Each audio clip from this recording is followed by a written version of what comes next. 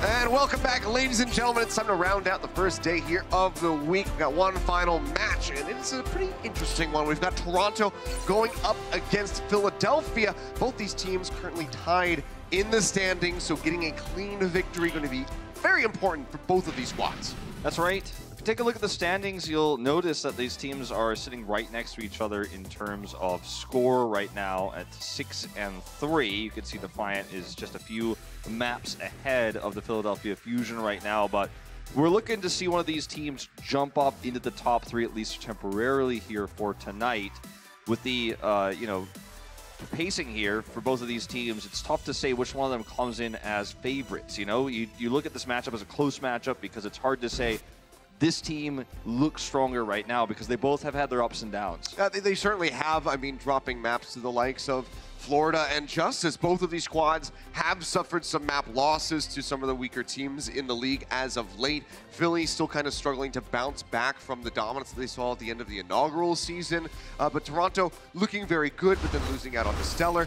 Toronto, you know, they have IM37 coming back in, but we did see them, as mentioned, drop that map to the Washington Justice at the end with Junkertown. You know, when you look at these two teams dropping maps to weaker squads, you know, it makes you wonder, why are these teams look dominant? They are high up in the standings, but they still just aren't perfect yet. What are they missing? And it's tough to say. You know, both of these teams had strengths previously last year in different metas, right? For the Fusion, it was in a more Widow-oriented meta. That's why, you know, where Carpe got famous. For, you know, a lot of the members that are on the side of the Defiant from Contenders Korea, it was also in a different meta. We saw a lot of Widow back then, a lot of Genji, a lot of Dive. Ivy and Carpe are two players that are both kind of coming into this Zarya role right now, and even though they look stable by the end of Stage 1, they're just still not up there with the greats. And you think of Carpe as being one of the best DPS players in the world, and he is. But when DPS means you're playing a tank in this meta, it's hard to shine as much. Yeah, Ivy, you know, started things off really iffy in that first series, but has surged forward, has become one of the better Zaryas in the league, even if it is a little bit quiet. You know, Toronto have kind of flown under the radar, made their way into that top 3, but now people are paying attention. IM37's bringing a bit more personality to the squad as well. But let's go ahead and bring him out on stage. Our first team, ladies and gentlemen, please give a warm welcome to the Toronto Defiant.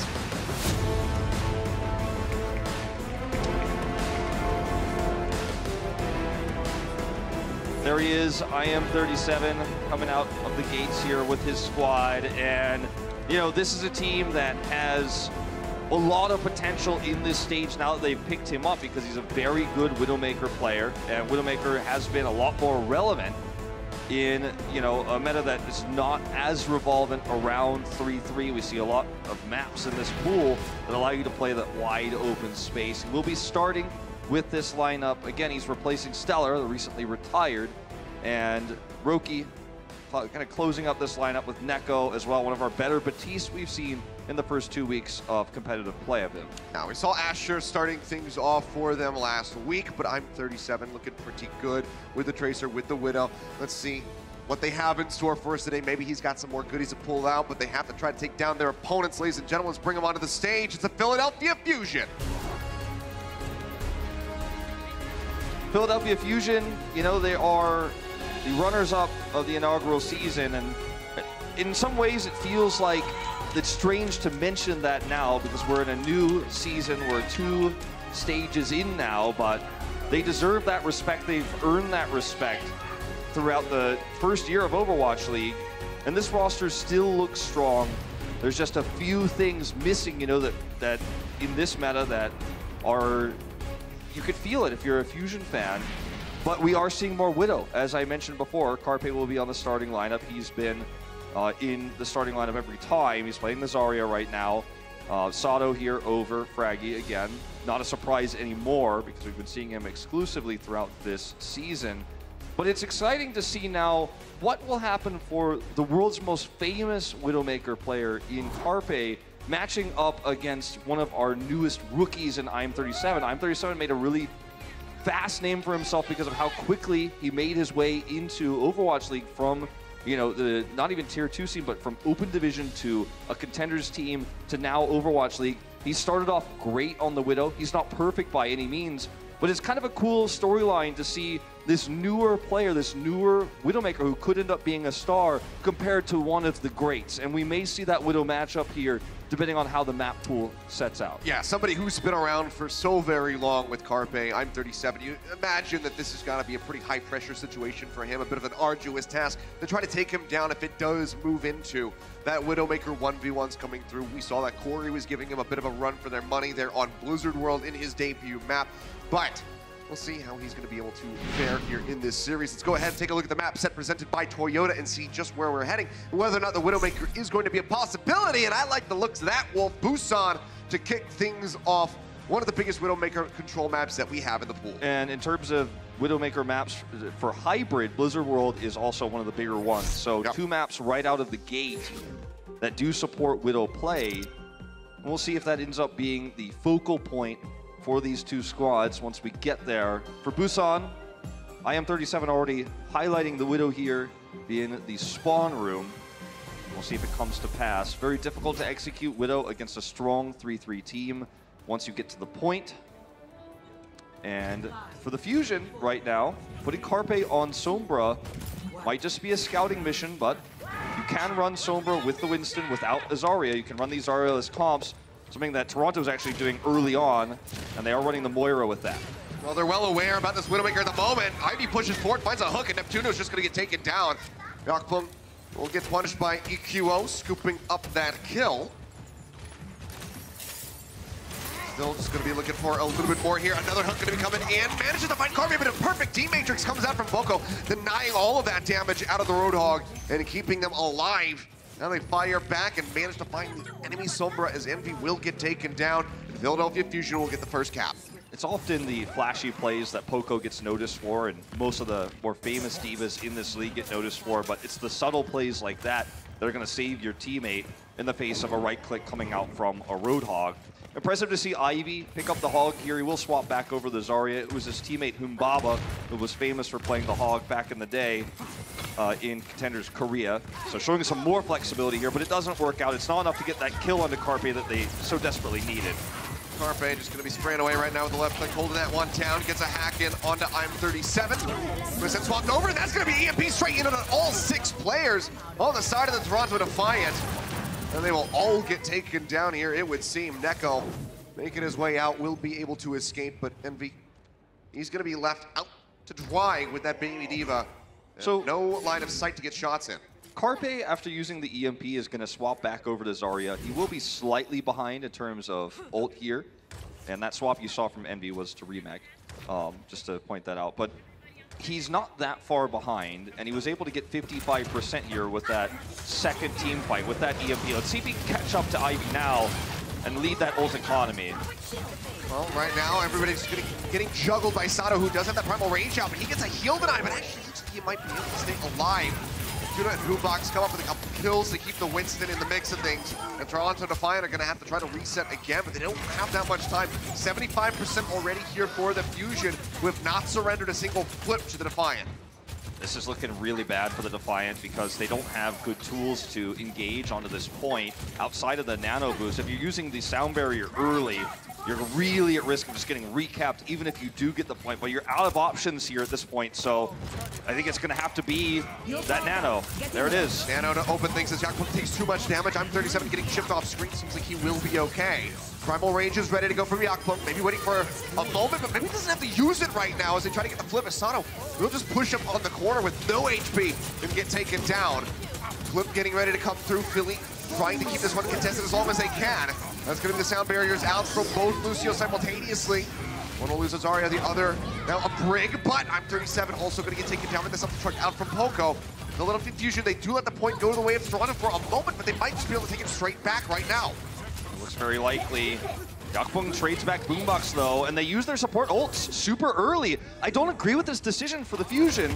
Crucial sleep dart there from Neko, helps keep himself alive for a little bit longer. Yakpung still going to be taken down. The leap forward comes in from Sato, and Neptuno's just going to be scooping up the double kill. That's going to be a primal range out from Sato. Graviton Surge thrown in, EQO going to be taken down as Ivy finds a double for himself, and Sato will have to exit. So Toronto Defiant do manage to maintain control now at 35%. When Sato died, the Fusion could have made the decision to back off and then return with 5 ultimates. And the support ultimates being the keys there, knowing that Defiant would have to try to defend with their ultimates there, the support ultimates, and they'd have the lead. Instead, it ends up being in somewhat of an opposite situation where Roki leads Sound Barrier. They committed both support ults trying to fight a 5v6 fight, lost it, and now they don't have that support ult advantage anymore. It's going to have to be a good grab here from Carpe. There's no chance to counter. Waiting for the setup. It's a bit of damage, but now going to be pushing his way back forward, and Yakpung's just going to be taken down, stunned up there on the high ground. Grab going to be thrown in, a bit of a lob, only catches on 37. We're almost starting to be taken down, but actually Neptune and Boombox both going to get clipped by the bomb out from Envy, shutting down the support lineup of the Philadelphia Fusion. On 37 survives through it all. They clean up house, and now they're getting ready to push past 80%. They might be able to take this round. They will have, Fusion will have those support ultimates back by the end of this, but you've really got to, you know, feel for these guys who made a tough decision there early to try to take that fight using those support ult advantage they had at the moment. But the consequence here, you can see it. If they lose this fight, they lose the first round. Echo just going to be taking some shots here with the right clicks. Unable to find a connection there, but EQO going to be taken down. Yakpung swinging, finds a hit. It's the elimination on the enemy Brig. He's still under fire. Get a bit of damage, Harmony slowly going to be taking up that Reinhardt, and already Poco's going to be knocked out the back. He doesn't miss up the destruct, uses that to try to keep everybody alive. The bomb is still going to manage to find Yakpung. He will make it back into the suit with no problems. Shadow dropped in from Sato. Unable to find any knockdowns, unable to find any kills. The flip's still not coming through for the Philly Fusion, but they have such a massive advantage at the moment as Ivy and Envy both going to get melted down. They get the flip coming through. OT will tick away. Dangerously close, but Philly Fusion able to inch this one out in the end. Yeah, you could see Neptuno sign a breath of relief there, as that was a lot closer than it could have been. Being put to the brink there, pushed to the brink by the Defiant, you know, after using those support ultimates and failing to flip the point after Sato was killed. You know, is often criticized for being picked first, picked early in these fights. The Defiant take that fight and almost turn the whole round around. But as for the Fusion, this is the most common now spot where you see Widowmaker on Busan. See if IM37 sticks with it this time. Carpe once again starts the Sombra, so we won't see that duel, at least not initially, but if Defiant gets a few kills, Carpe will have to match the Widow. Well, pushing forward, sees the Wrecking Ball, knows that that is going to be one of his prime hack targets, but no, he's not going to be opting into the Sombra nor the Widow battle. And Toronto Defiant already also making some changes. So both teams going to be arriving back in. We've essentially just reset the round and push back out. And the control point going to be unlocking a lot faster. Toronto already moving their way down to the low ground. Should be able to net this first cap. But Philly Fusion waiting on the high ground. See if they want to deny it. It will drop down and start contesting things. All right, Envy gets the hack on the Poco here. Could be big. Yeah, off the back of the charge. Sato just finds Yakpung. Didn't get to match him. So both rides would hit the ground. He just gets picked off, and that should be the first cap coming in for Fusion again. This was huge, a huge turnaround for the Fusion. Not in terms of, you know, control meter, but position-wise, the Defiant already had control of the point. They were there first. They had the flanking Sombra that the Fusion didn't have vision of, but that getting that critical kill onto Yakpung just changes everything. They don't get a massive grab lead here, but still, positional advantage now. Yep, Hack going to be coming down onto Carpe, but he is fine to just hold the left click. He's got 90 plus energy at the moment. Ivy going to get taken down, and now Yakpung as well. The eliminations continue to roll through for the Philly Fusion as they push forward towards the enemy spawn, and Toronto Defiant do anything other than crumble under the pressure being applied. When you're the attacking team trying to take the point back on this map, Mecha base, it's tough to get the EMP value that you're looking for because you're constantly blocked by all these walls and these choke points as the attacker, so the Sombra has to find her way around, and that's way easier said than done. You can see right now Envy is just trying to find an angle. Fusion, don't spot him at the moment. This isn't the opportunity. This is what needs to happen for the Defiant. Going for the flank angle here. Envy now going to have that EMP ready to roll. Pushes his way out with the translocator. Wraps around the backhand side of the point. Throws it in again. Now up to the EMP. That is going to be all 6, as you say, in Sato. The first one to fall, followed up by EQO. Flip coming in. Toronto Defiant will be able to grind this one out. Just have to get rid of that pesky diva. Poco tries to delay as long as he possibly can. Finally knock him out. Flip comes through. So Boombox was hacked during the EMP, as was everyone, so he couldn't use his Transcendence. That's one way you could deal with the EMP. But I think, to be honest, he wasn't even trying to hide because he knew that they were going to look to just retake the point immediately afterwards. And he didn't want to have no trance for Ivy's grab either. It's not a 99 advantage they have, so this is not just one flip back and you win the map. But still, I think it's a good decision. Grab's going to be coming out from Carpe, Envy and Roki both just vanishing. The spawning grab going to be held onto by Ivy, it would seem. The trance is gone for Neko now. Roki picked off before he could use the sound barrier, unable to stay alive. Cleanup coming through. Philadelphia Fusion going to be regaining control here. As Defiant are only going to be inching past 40-some%. And Philadelphia does this without really using any of their resources. So great flip for them. They can now control the chokes once again. They don't have a grab, but they have the answers to the EMP. And I think this time is the time you'll see Boombox and Neptuno split apart so that they're not caught both by that. So one of them at least will be able to have the counter support ultimate when the hacks come through. Oh, just need to get that EMP first as well. Ivy, this time Bobble throws out the grab on Surge immediately after getting out of that one. Bomb's gonna be out from Poco, looking for an explosion. Not gonna be able to find any kills with that. BQO traded out for Neko. Sound barrier shields expiring on the side in front of Defiant. The flip does come through. This Fusion at 99%. Another EMP gonna be dumped in. Catches the remaining members of the Fusion who are playing around the point. But Yakbo's still gonna be taken down there still. Grinding away at Toronto Defiant to try to win this fight out. Carpe still relatively healthy, takes some shots from Neko on the side, however. That last one being a headshot. Does manage to get rid of that enemy Zarya, but Boombox quickly fires back and finds a bit of vengeance. This is not looking great for the Defiant here, but if they can have some clutch kills, they might be able to turn this around. It just seems so unlikely. Yeah. There's one. Looking for a little bit more, though. They need to get Poco out of that neck. He's nearly got another bomb ready to roll. I think we have to. I gave the benefit of the doubt to the supports in the last fight for the EMP. This time I can't. Neptuno preemptively used his sound barrier. It was deleted by the EMP. That made the fight a lot more competitive. And then Envy clutches there in the end, survives with his translocator, gets that extra damage done. Yakpung returns to the point and gets that kill. And suddenly, we might be looking at a round 3 here. Highly possible. Neko almost with the trance. Looking to go to that double OT on the bar. We're at 95% for the Toronto Defiant. Transcendence going to be up for Neko. Boombox just a little bit further behind. Sound barrier could honestly be a turning point as Neptuno is very far away. Roki is just on the precipice of having that one ready to go. EMP going to be thrown down. Managed to catch 4 members right off the bat. The Transcendence now going to be available, and Boombox uses it instantly, but it's too late to save Sato's life. So now they're without their main tank. EQO taking a bit of damage. Riley's going to be up. Instantly pops it. Want to get the armor rolling through. Poco edging the bomb up the top, manages to find Roki. 2% shy of that sound barrier. Now Neko's gonna be caught. Philly Fusion, the last moment. Seems like they will be able to snatch this one out from beneath the Toronto Defiant yet again. They get the team wipe, they get the 2-0. Very close though, both of those rounds. And this is exactly what we expected from a series like this. It's not gonna be one-sided. Good job, good positioning by Carpe. Poco with the push-off bomb from the edge, catches Roki. They win the map and start that momentum advantage. Game of inches here for either side. Fusion just slightly ahead. They have the 1-0. Let's see what happens when we come back from the break.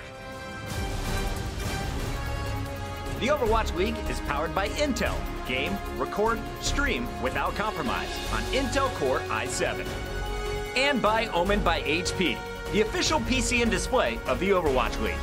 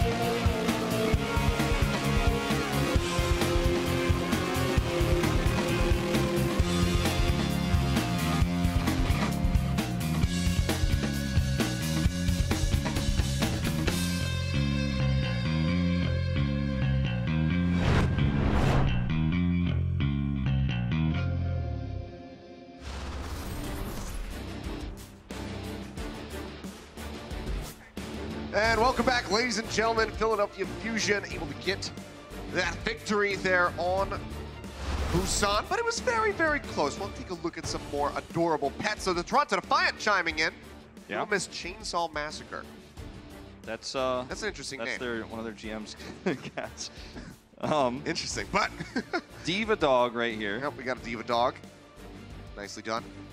And some Fusion fans, good timing on that one for this tweet, as they're up 1-0 against the Defiant. Adorable little pups there, rocking the bandanas, but like you said, up with 1-0, but Toronto Defiant really fighting tooth and nail to try to get the victory there on Busan. Both rounds pushing it to 99% on either side, but Fusion is barely managing to take that away with the 2-0. It was looking so likely that we're going to be heading to 3 rounds. Yeah. Poco with the nudge-off bomb there as well. It's becoming very common. I mean, it's always been a tactic ever since the game was released, but it's, you know, people are getting really good at it, and that was another one of those moments. He also had that clutch save on Carpe, which had he not gotten the Roadhog from Ivy at the beginning of the map, could have been, you know, that first kill might lead to a better ult economy, might lead you to, you know, a 3rd round. So big clutch plays from Poco all over the place. Well, we're headed to Paris for Assault. Gonna be coming back through here. Widowmaker a bit less likely, but bunker comps on point A, certainly something that we could be seeing at the start of this. Some teams are really shying away from it, but I think that it is the easiest thing to prepare. It is I wouldn't say it's the strongest strategy right now, but it's one of the easiest to execute strategies and toughest to play against. And that's why it's so commonly used. Even if you look at ranked play for, you know, fans at home, at the lower levels you see a ton of Torbjorn, you see a ton of Bastion, because it requires a lot of coordination to break that composition versus setting it up. So, you know, a lot of teams and people who don't use comms and stuff struggle to deal with that sort of thing. But for the Fusion, right now, it's looking like they're just planning on running Orisa Hog, with Carpe continuing to utilize this Sombra. The Defiant, based on their lineup right now, makes you feel like they're expecting the bunker. But as soon as they scout it out with Envy's Sombra, then, you know, we're going to see some swaps here, you have to imagine. Yep, Ivy just going to be sitting back, waiting to hear what the word is. This was one of his most iconic heroes in Korea. His Genji, his Junkrat, those were his 2 most famous. He played Pharah sometimes. So he's probably teasing those Korean fans at home as well a little bit here, but... Oh, that was a pretty good reaction time from Neko, but couldn't quite get the sleep dart. Or is he going to keep it? No. That was a late swap right there. Yeah, changing it up. It's actually going to cost him some ult charge. Very negligible, but... Well, will just be the swap out here for the 3-3. Neko still sticking through with that Ana. We're going to be using EQO hovering from above, just trying to leave these rockets in to get some kills, and Neko already going to get taken out as Boombox claims the first kill here on Paris. EQO with a nice angle. Yeah, Ivy and Envy both taking a beating here in the side room. Could get knocked out. They managed to find Sato, but Diva, can they actually move forward onto the point? It's going to be a barrage ready, and everyone in the Defiant has to enter, or rather leave from one angle. This is a good opportunity. Yeah, Neko nearly taken out. Envy still not in the back. That's going to be the barrage getting layered in, and Ivy tries to survive with the bubble, will get taken down, but Neko does manage to fire back and get the kill into EQO, but Neptuno has the res. Straight back into the fight is the Pharah. Seems like it'll be a sustained hold going through for the Fusion so far. Yeah, we're going to see the stagger here onto Envy. Perfectly timed too here from Boombox, so that actually the mech explodes furthest away from where the Diva wants to be. The hook going through, not going to find the hit this time. Defiant need to be careful about playing this far up right now without They are completely split off at the moment. They're in a very small enclosed space with the whole Hog getting ready to come through for Boombox. He takes a breather, sunned out of it though. They will be able to claim his life. So Neko firing one back here in favor of the Toronto Defiant as they try to make their way over onto the point. The rally armor still going to be there out from I'm 37. Sound barrier available for Roki. Trying to go for the sustained fight. Oko's going to be tossing in the self-destruct, looking for the kill. Primal Rage going to be coming out from Yakpung as he tries to find a target. Sato just going to be taken down. The rocket still flying. EQO with nearly another barrage ready to roll. Pushes his way onto the low ground, however, and will get taken down, and that will be the cap coming through onto A for the Toronto Defiant. So it wasn't the bunker composition, but it was very frustrating Pharah that we saw the Defiant having to deal with in the police station. You can see it's that building just over to the right there, where you have to approach that way, and when you come out of that choke, EQO is going to do a ton of damage. They do have EMP here, but they don't stick with the Pharah. They're not going to try to use the EMP combo here on this defense. So we'll probably see a swap from Carpe after this EMP is used. Really good checking there. Roki needs to make sure he does not get caught by this, or Philadelphia Fusion can win this fight with just one ult, and that would be amazing for their economy. Carpe still pushing his way into the back, going to be looking for one of those 6-man EMPs. Again, just getting hit.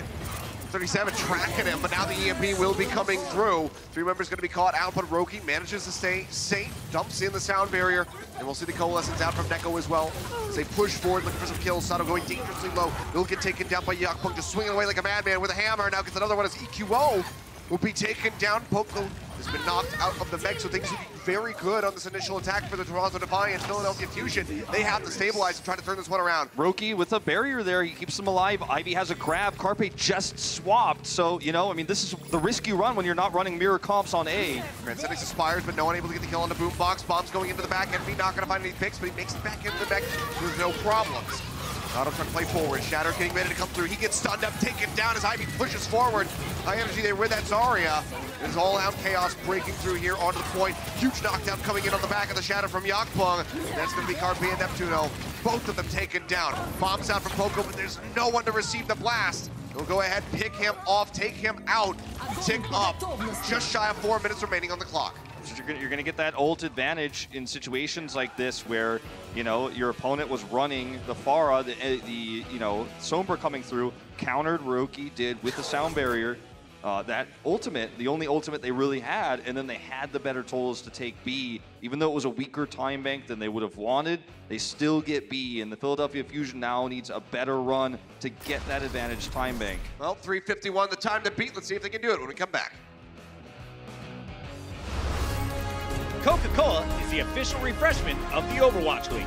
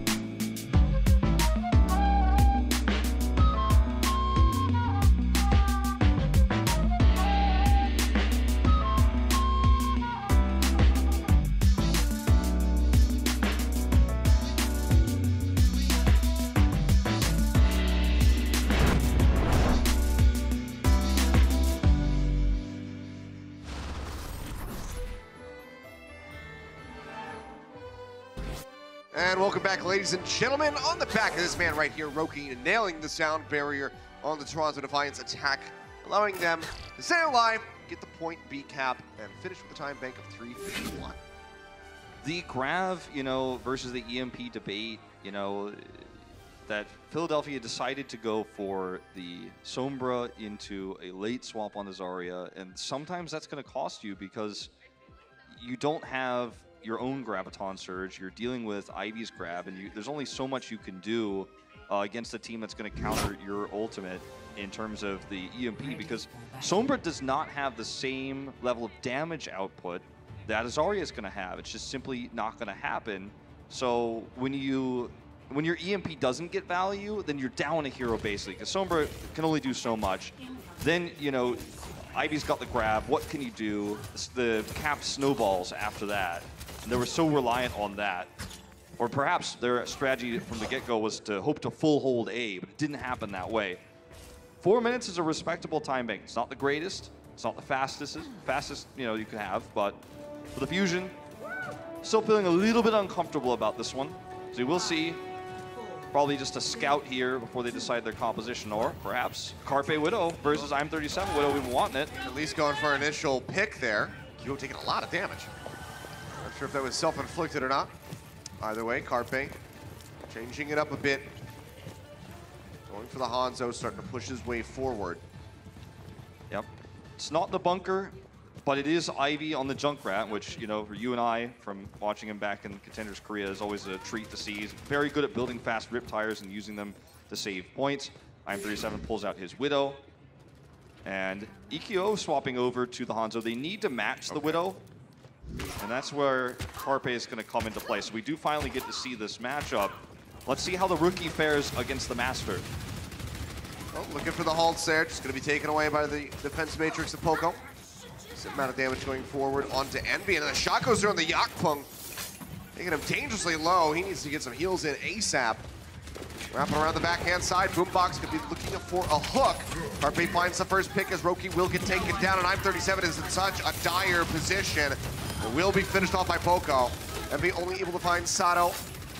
They need a lot more than that if they want to try to maintain control of point A. Yakpung still taking a bunch of chunk damage here. Boombox just tries to break down barrier after barrier with these right clicks. One comes in, Ivy gonna get taken down. Pulled onto the low ground right now is Boombox, but I think he's exactly where he wants to be. He's working his way over onto the point and starting to move that one forward. Very impressive Roadhog here from Boombox, making the big plays. And this is just gonna be the end of A. You have to imagine, I'm37 can't get line of sight. And this is just gonna be stepping back onto the point and taking it. EQO does have a Dragon Strike nearly available, and he will, once he starts to fight on B, have that. But otherwise, you know, there's an argument to just swap right now back to the Zarya and try to lead the charge, or at least rather match the charge as Ivy's swapping over. Yep. And that's exactly what they're going to do. You already know that, you know, it's going to take time to build the Grav, but if you get the first team fight win, if you win the Zarya v Zarya race to Graviton Surge, you're going to get better than a 4-minute time bank. So that's what Philadelphia is really banking on here. Yakpung making up his mind, swaps off the Winston, comes back in with a Reinhardt to be able to match against Sato. Pushing their way forward. Diffusion, similar approach path that we saw from Toronto Defiant. And on the point, looking to build up some energy here. Carpe going to surge up to 40, and two members just going to vanish on the side of Defiant. Now Roki gone. And Neko sitting there with about half HP. This is just a slaughter, and Philadelphia Fusion explode onto point B to get the cap. Yeah, they didn't even need the ultimates. They just won the straight up 3-3 versus 3-3 fight here in very convincing fashion. And after doing it once on Busan and now dominating the mirror here, it does raise serious questions for the Defiant for the rest of the series. I mean, they just crushed them right there. Like, a little bit shy of 30 seconds of the advantage. Let's see what happens when we come back for OT.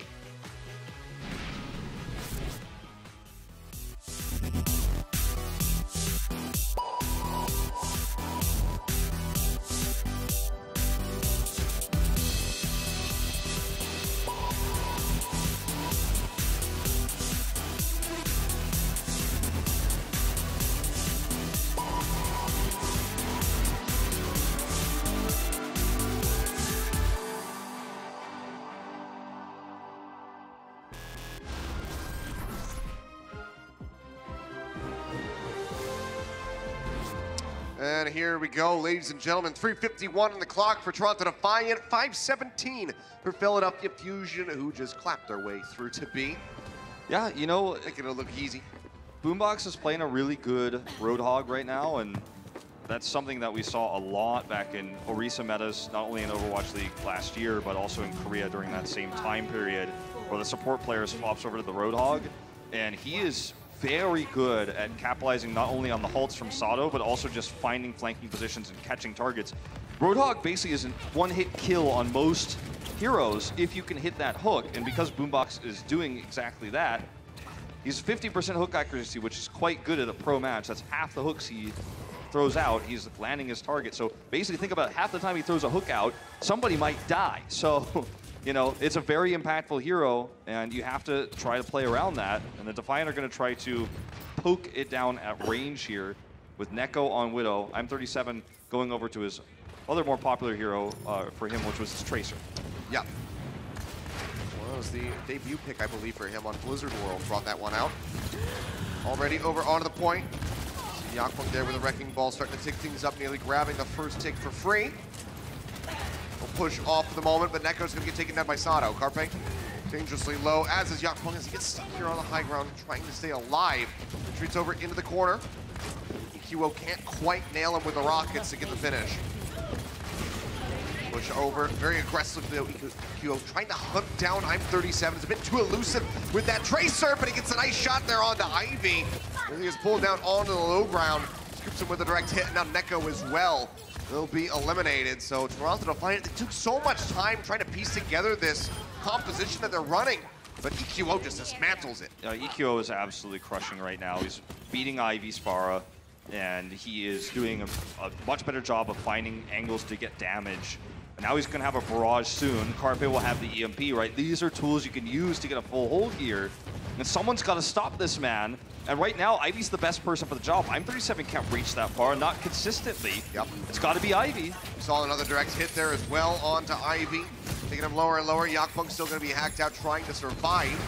37 holding on to this pulse bomb, but not really finding an opportunity to invest in. There's no way of getting up top to try to even pulse the Mercy or the Pharah unless they come close to the ground. 37 just dangerously low, working his way around the back of the point. As I say that, Yakpung going to be taken down, so even more time bought. Okay, pulse potential here onto one of the supports in the back line. Well, the support in the back line in this case. I don't think he's going to pulse Boombox. Nearly 6 ultimates ready to roll for Philly. Yeah, and you know, an opening pick from I'm37 could change everything. We have both teams having the EMP barrage online, so it's going to be about executing first. EMP going to be coming through, manages to catch 4 people. That's going to be the barrage coming in from Ivy. Sato and EQO both going to be taken down. Carpe manages to find I'm37. Pulse Bomb still going to be online as he gets ready to respawn.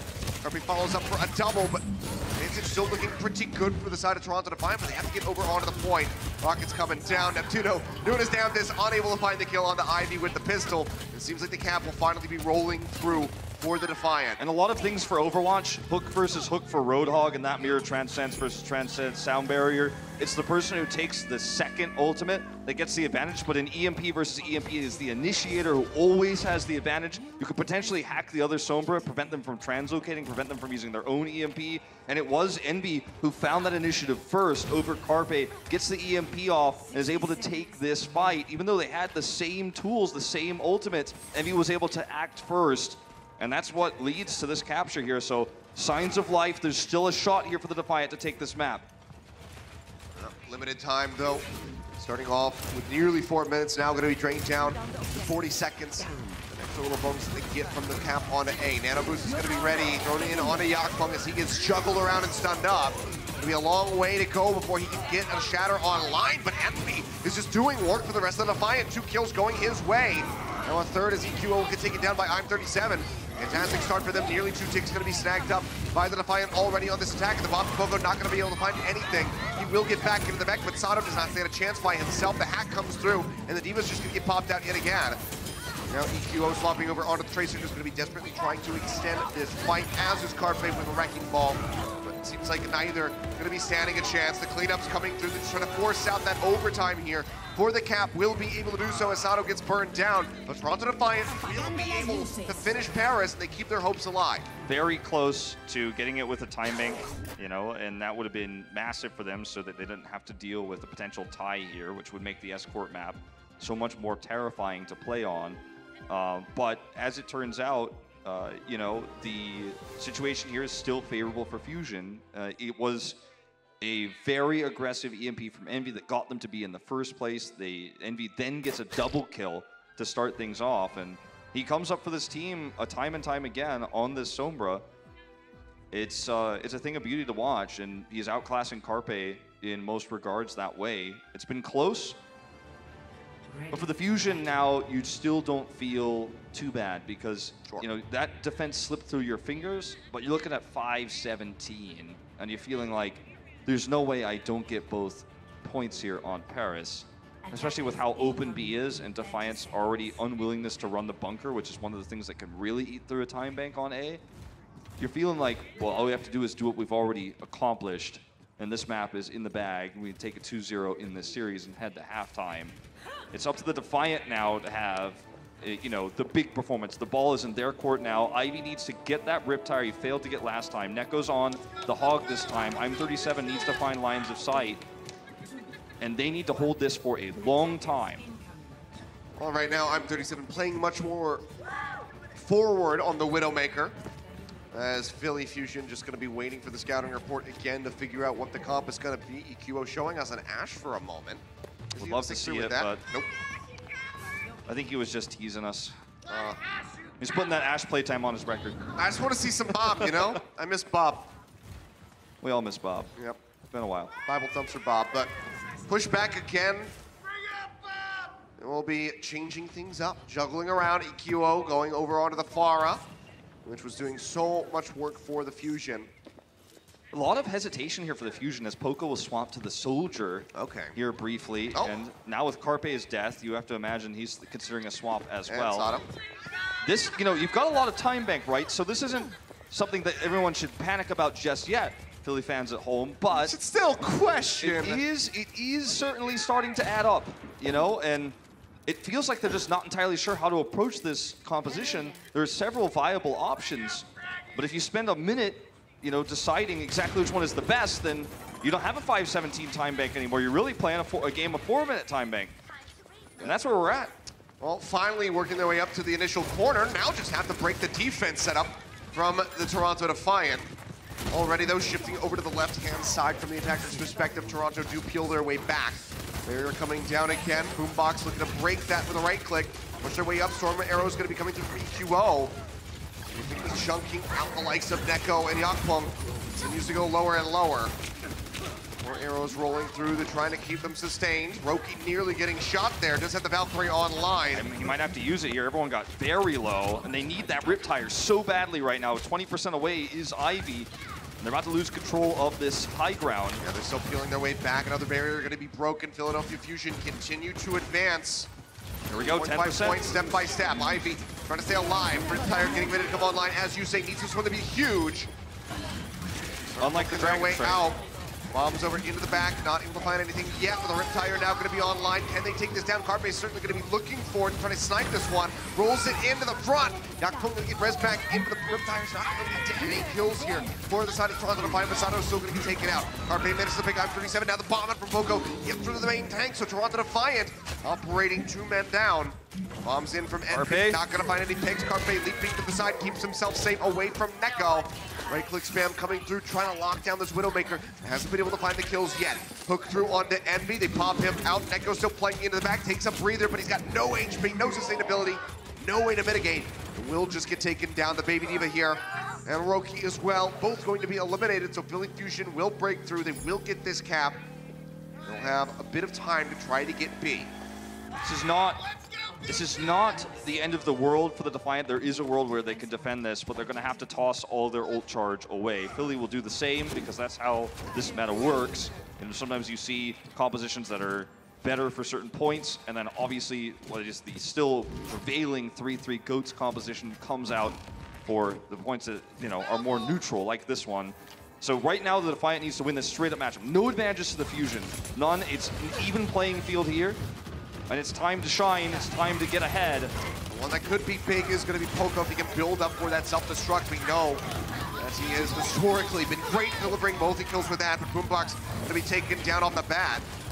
So solid start for the Toronto Defiant. That's going to be the retreat call coming in for the Philadelphia Fusion as they try to exit, but Toronto Defiant feeling a bit edgy here, pushing forward, looking for some additional kills and staggers.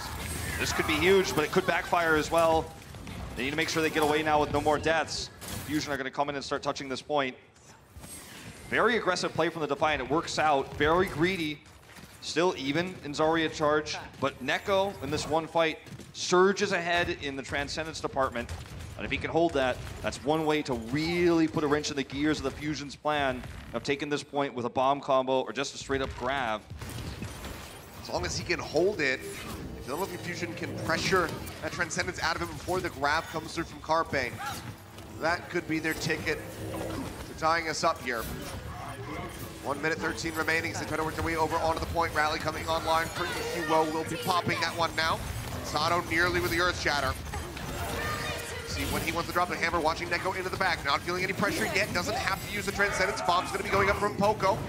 Not gonna find any kills. Yakpum drops the hammer, manages to find one. Carpe taking a bit of a nap, the pin's gonna miss on the him, but actually does find EQ on, they push him away from the fight. Carpe trying to rejoin, trying to get that Graviton Surge online. It'll be the Transcendence out from Neko though. Carpe, can he try to turn things around? It seems so unlikely. One tick gonna be snagged for free. Neptuno is just sitting alone by the point. He will be able to finish him off, but it's going to be one more attempt for the Philadelphia Fusion to get the finish here on Paris. This is going to be another one of those fights where there's really no clear advantage for either side. The big one here is going to be that Sato's going to have a shatter, but otherwise, I mean, this is basically a straight-up even fight. Using the grav here, forcing Neptuno to use the barrier, perhaps trying to grab away from the point. There are ways to make this work.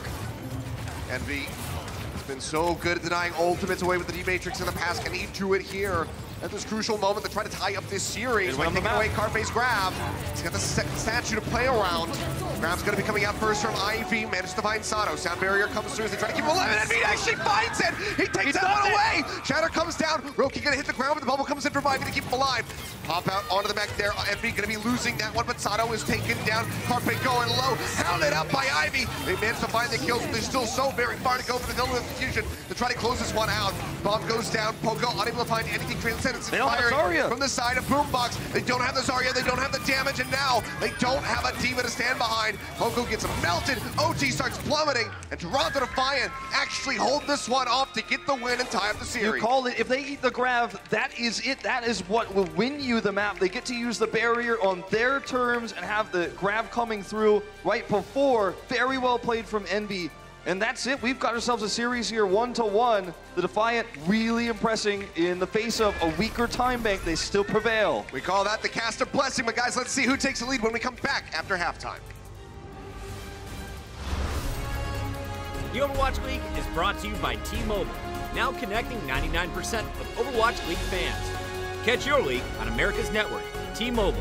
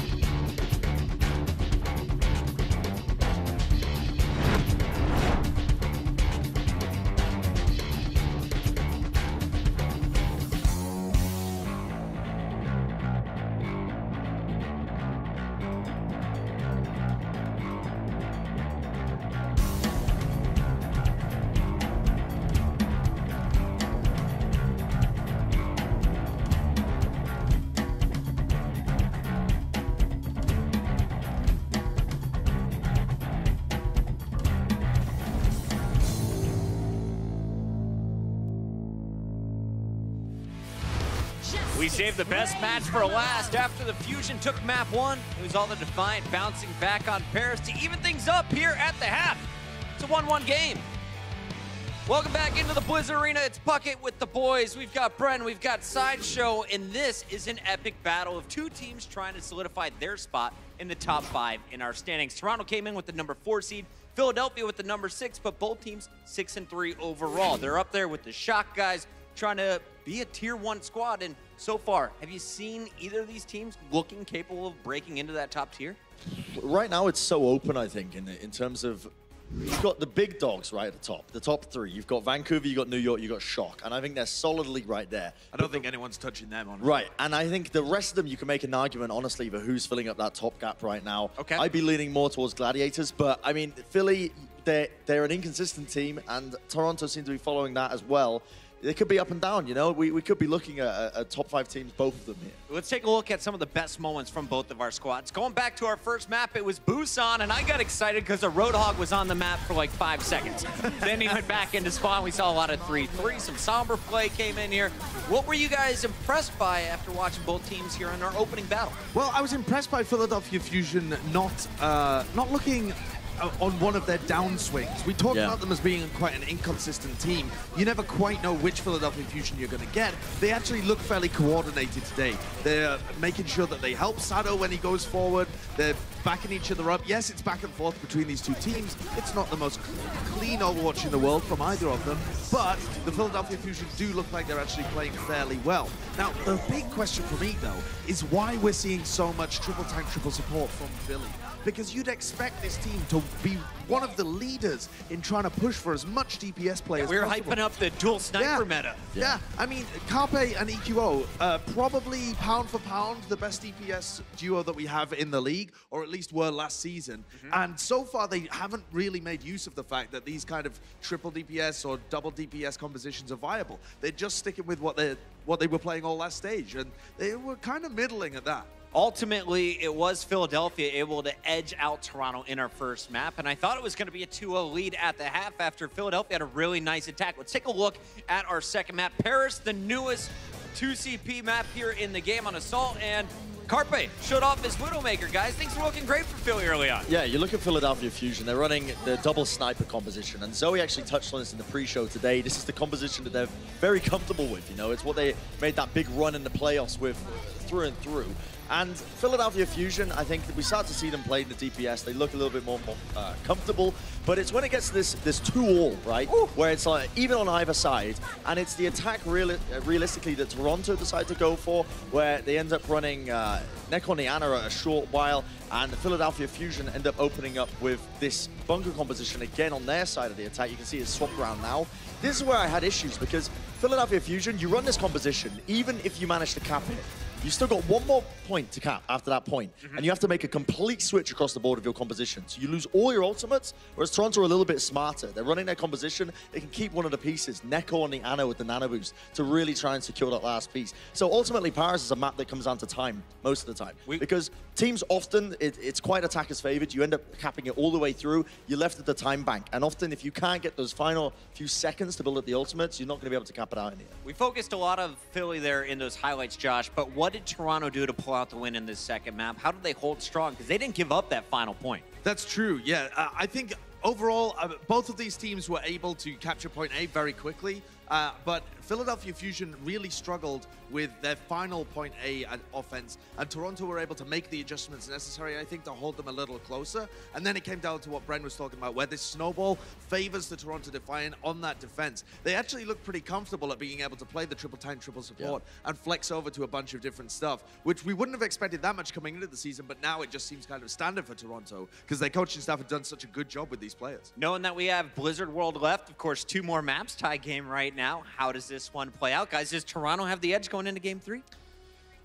I would probably say so, I think, off the back of that last one. But it could go even. Like, again, these teams are so closely matched, I can't say with great certainty. I'm going to go for Philly here in Blizzard World, because what I think is going to happen is that when the last time we saw Toronto Defiant play Blizzard World, they played a lot of DPS. They played a bunch of it. I'm37 was on the Tracer. He played a little bit of Widow. And when you start to try and take those 1v1s, particularly the Widowmaker, I think that's when Carpe is starting to have a bit of an advantage. I will say this, if they take Blizzard World, if Philadelphia take Blizzard World, I think they're winning the entire thing, because Rialto being the last map, they're quite comfortable running Winston, triple tank, triple support. We've seen it time and time again. They love to play on the first point. They play it very well. They play it very elegantly, so they should be taking it if they take Blizzard World. But if Toronto take it, you might have a game 5 on our hands. All right, what is the final answer, though? You both went with Philly in the pre-show. Are you sticking with Philly, Bren? Yes, I am going to be sticking with Philly. Josh, sticking with Philly? I'm going to be sticking with them. I think they're good on Rialto. Zoe was the only one to call Toronto. She still has faith. We'll find out. Can Toronto pull off a big win tonight and stay in the top 4? That's coming up after this.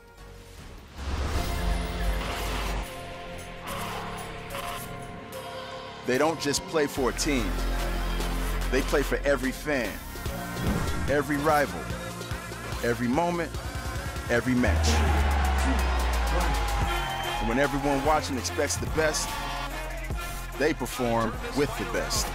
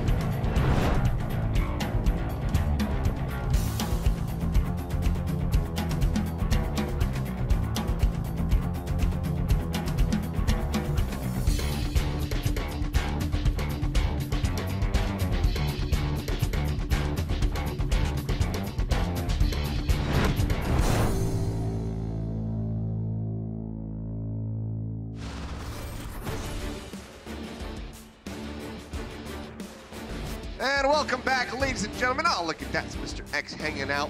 Hugo. He gave his dog his own Twitter handle. Yep. That's such an X thing to do. And then Emily, we've got all the talent coming through. Nice Bengal Her cat. cat also has an Instagram. Does have an Instagram. Oh, look, hey, it's your cat. Hey, it's Nova. She's very shy. She doesn't come out very often. Yeah. She likes to just hide She is a hider. That's for underneath sure. the couch cover. But I miss her dearly. She is back waiting for me to return. So one day we will be reunited. Yeah, I've got my 4 cats back at home as well. So they're being taken care of. Yes. To be fair, so they're in good hands. Don't Yes. worry about that, guys. We're not going to America and leaving our cats behind without making sure that they are set. But right now we have a tied-up series coming in for the second half. 1-1 at the moment. One of these teams going to be advancing with a lead moving up to match point. And I kind of agree with halftime. I'm kind of split personally. I don't know who could take this one. yeah, I mean, I'm actually kind of leaning towards the Defiant. I feel like they've really gotten into Philly's head a little bit, and the momentum is now in their favor. I mean, I think it still could go either way. I don't want to make a hard prediction on the Defiant, but I am sort of leaning towards them taking this. But I do also agree with Bren, kind of what you said earlier. I think whoever takes this map takes the whole thing. Just close it out from there. Yeah, Rialto's a comfortable map for Philly, but if they lose Blizzard World, I think suddenly Toronto's just got your number, and you're not going to look as comfortable on that 4th and final map. And I would only say that something like this in a situation where these games and this series and these teams are so evenly matched that, you know, when you look at it, you actually have to even consider the psychological impact that losing 2 maps in a row has on a team. Well, we'll have to see what happens here as we get ready to move into Blizzard World. We look for one of these teams to move forward to that match point before we get into Rialto. But, I mean, this honestly could go the distance. It could be a Game 5 series, just given already how tight-knit things have been in those first 2 maps of Busan and Paris. I'll take it. I'll take a 5-game series any day, any match, any teams. It's always my kind of match. All right, so Wolf's going to be casting the 5-game series between Mayhem and Justice, which means that I will be as well. So looking forward to it. Give me that. See who can come out on top of that one again. I didn't get to cast it last time that happened. I was watching at home. Well, for this composition, we will see the commitment to the bunker for Fusion, and they are running Boombox on the Batiste to make this a lot more difficult to crack for the Defiant. Ivy showing the Genji here to start. It is something we have seen some teams try to run against this, but more like we're going to see the Hanzo swaps come through. So you can have, you know, the ability to break this bunker I'm 37 sticking with the Sombra, and actually they're not going to run the Hanzo, actually going to run Genji against this. Very difficult to get dash resets against a team that's so unkillable when Batiste puts up the Immortality field. Well, right clicks is raining down from above Boombox. Getting that healing coming through over time. Just shooting the grenades straight up into the air and allowing them to fall down. Ivy just trying to spam out where he can, but Genji Shuriken's not the best bunker breaker ability here in the game, so just playing patiently, working their way up here onto the high ground. Could try to dash through, maybe get the deflection right into the face of EQO, try to break down the Bastion. This is a really nice angle for him right now to force EQO to reposition, and he does. Now he's The barrier coming down again. He's just so darn low, but he's not being focused at all by the Genji. Now it's going to be the deflection coming in. They do manage to come off right after Ivy gets the melee hit onto Dash the Immortality resets. field. The dash resets coming through, as you say. Ivy just cutting down 3 members like it's nothing. RP does manage to find I'm37. Yakpong has been taken out with Poco this dangerously low. It's expected that they will get the break on the mech and they will be able to advance to the point. Yeah, this should be the commitment. They can even commit the Dragon Blade here if there is a contest, because you're not really going to stick with this comp too much longer. You can see Sato is trying to work his way around the side. He's probably going to swing in and then tag the point. RP waiting in the corner. Okay, here he goes. Yep, gonna pop out. He's just waiting for the rest of the squad to appear. Now it's gonna be the nano blade coming through. EQO already gonna be taken out one. Dash Slash reset. onto Carpe. Finds that kill. Ivy gets himself a quad with the blade. Everyone who played when Brigitte was released in Korea, all the Genji mains had to learn how to attack into a Brigitte setup, because Brigitte is just going to stun you in the Dragon Blade and you'll die instantly otherwise. So you either have to be far away from the Brigitte or you have to communicate with your team and kill the Brigitte first. He comes in from behind EQO and assassinates him first. Then the rest of the team helps him clean up. He gets dash resets, and then suddenly you've got a 5K on your hands. Well, that's going to be the EMP coming out from both sides. 4 members caught. As the Philly Fusion does get hacked out, but no kills to be found in the back of this. Sleep Dart going to be connecting in onto Poco. Bomb into the back. Envy takes out Neptuno. And with 1 support gone and Poco knocked out, that will be the card continuing to advance with a still very healthy time bank for the Toronto Defiant, just shy of 4 minutes at the moment. Yeah, Carpe, again with, it's not his fault, there's nothing he can do about it, but he is slightly later swapping over to the Zarya, and Ivy, is going to win that last fight and get a little bit more ult charge. In terms of positioning here, though, the Philadelphia Fusion have the advantage as this cart rolls around because they have the high ground, and they're just going to commit in right now. Working their way forward. Sato, though, GildenEye coming through off the back of the Bionade. Seems like they are not able to finish him off, so will be able to exit safely for now as he tries to get closer and closer to that primal range. Oh, going to be slept in the middle of his leap forward. With Yakpung and Neko both taken down, he is not going to get punished. They will charge forward all the way up towards the spawn rooms here. Zapping away, looking for any additional kills they can get, and Ivy will be found. Yeah. They had the high ground advantage. They had a really nice fight there where they kind of baited with Sato and then turned the fight around that positional advantage. Now they're going to try to fight up here on this high ground almost as if they're defending A. We see this a lot on this map. If you can win that fight in the archway, you just come up here and play as if you're defending the first point. Here's the leap in. That jump going to be coming through. Primal Rage going to be out from Sato. That's going to be the Graviton Surge in from Ivy. Catch them all here outside the doorway. With the heal deny, though, Sato's still not going to be taken down, and Poco manages to find a kill on Orochi. Did have that sound barrier available. Some time buy is going to be coming through. Transcendence is out from Boombox. Grab is in. Envy with the bomb. Manages to find 2. Poco looking for a little bit more, but just going to be matching as Yakpung and Ivy both get taken down. Neko now killed on the back end. Boombox eliminated by I'm37, but the cart still so very far away from the Toronto Defiant. Philly Fusion maintain control and the advantage. Yeah, this is starting to look really good for the Fusion. And their next defense here, they're not going to play as forward because Toronto Defiant has the respawns here and everyone's already kind of out of the gate to get to the cart. So they're just going to fight back towards the pylon terrace up on this high ground, forcing the Defiant to come to them, use their movement options, not in the fight, but actually just to advance. Jump up over the top. Primal just going to be expiring here. Fusion holding on to that sound barrier here at the moment. Roki has 1 to match. Primal, the only other advantage at the moment for Toronto Defiant, as they try to get this cart moving, but it's still just rolling back. Driving their way around the flank. This is a fight that I think Toronto needs to win while they're on even ground with the Fusion. But look at this, forcing the Primal out even early. Yeah, he got sunned up. Bit of a panic because a lot of damage got pushed forward there onto the Winston, so Yakpung does use the Primal Rage. Not going to be expiring as he moves his way over onto the card. A minute and 14 seconds going to be coming out. Oh no, the grab! Going to be a massive whiff here for Carpe. Yakpung does get caught up in it at the last second. The sound barrier is going to be out from Roki to try to keep them alive. Boombox using the Transcendence, keeps everyone topped up. This is move down to the low ground. It's just a constant fight for the high ground, and Philadelphia lost it momentarily, but they've regained it. Neko now taking a bit too much damage. Will go ahead, use his own Transcendence. The cart continues to advance. Hasn't really been stopped in a while now by the side of the Fusion. Grab coming through. Soto going to be popping the Primal Range, but it's not going to be enough to keep him alive. Bomb out for NB, not going to find a pick, and the sound barrier rolls through onto the rest of the members of the Philly Fusion as they try to stabilize again and halt the cart right here. Oko pushing forward, now going to get cornered, has to go up into the air. Jumps his way up onto the high ground, still holding on to that self-destruct. We'll just use it on the cart to try to find some desperate picks. Shields up from I'm37, he's going to stay safe at least for a little bit longer. The bomb still manages to find Roki, and Poco gets taken down. Now Yakpung, his own Primal Rage, kills off the enemy Winston. It just has to clear the cart to allow it to move forward into B.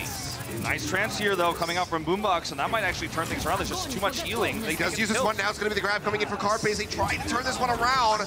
Cart continued to inch forward. Poco has to push forward, but will just get melted out of the mech. Sato rejoins, but does not have a Primal Rage to try to elongate the fight. Leaps back to try to escape.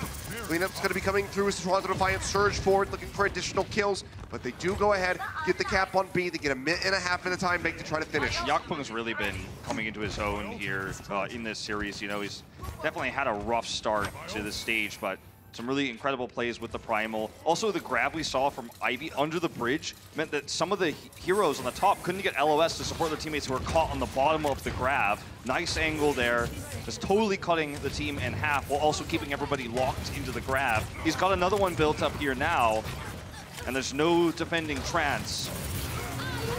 Sato going to be diving into the back, the rally rolling through for the Philadelphia Fusion. Grab comes in from Ivy, waiting for them patiently at the corner.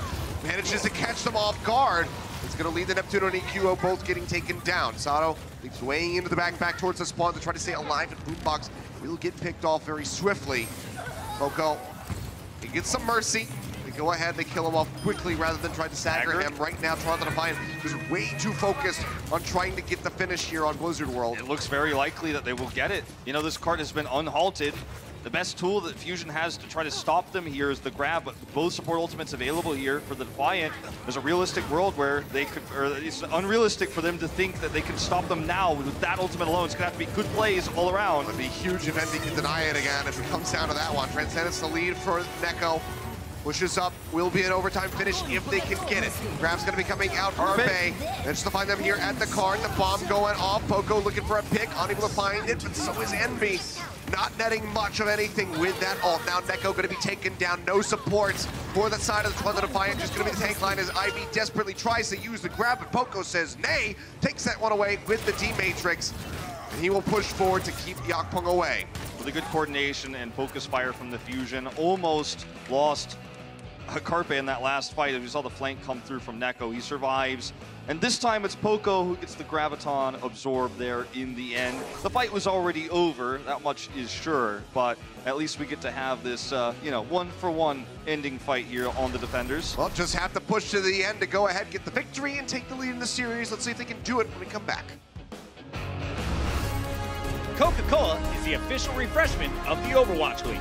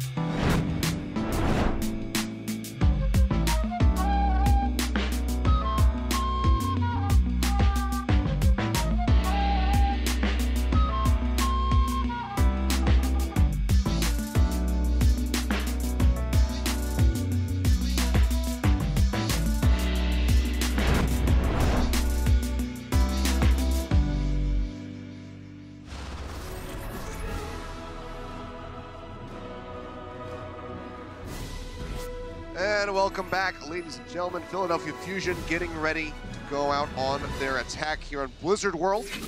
We're able to pull off a successful defense there right at the end, stopping the cart from rolling into point C.